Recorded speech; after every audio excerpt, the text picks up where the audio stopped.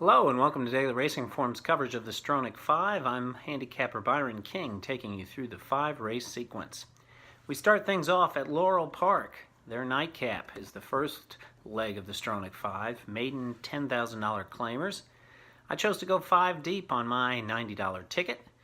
My top choice is Buster's brother, the number 12, who ran a much improved 4th last time out, getting hounded into a very hot pace. In fact, it earned a 140 time form early pace rating, that specific race, so they were flying. So he had a right to fade in the late stages. He's my top choice. But as I mentioned, I want to go 5 deep, so we need to use 4 others.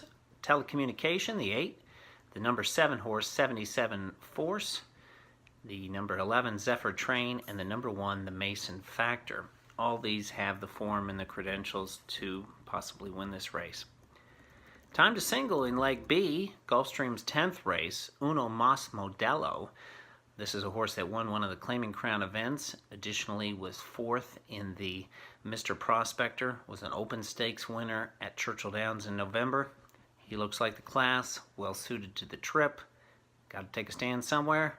He's my single, Uno Mas Modelo, the number 5.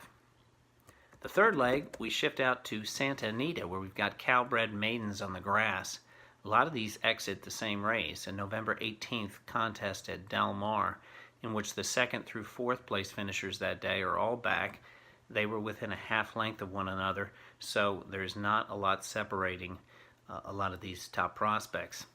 I decided to go with 3 horses, with the 4-horse Ostini, my top selection. This horse was stubborn in defeat last time when 3rd, stuck around even when it looked like he might be unplaced in mid-stretch.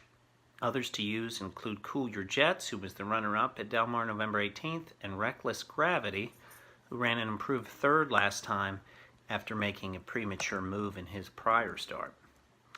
On for leg D, Gulfstream Park's 11th, another starter stake.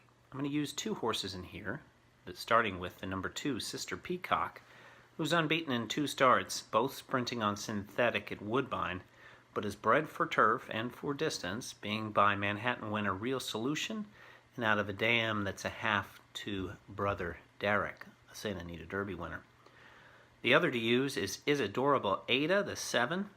She has established turf form and should get a hotter pace than she did last time when she was 3rd in a slow-paced contest. Finally, we wrap things up with leg E, the 5th race at Golden Gate, where I think 3 horses is the way to go. Using those 3, No Name Fred, the 2, who's shown improved form in all 3 starts. The 3-horse Sarny, who's a 2nd-time starter who adds Lasix. And Moonhouse, who gets back to the synthetic after faltering on turf last time. No Name Fred is certainly the one to beat, but by far his best race came on the turf. And as I mentioned, they're back on synthetic, so I think that opens things up a little bit.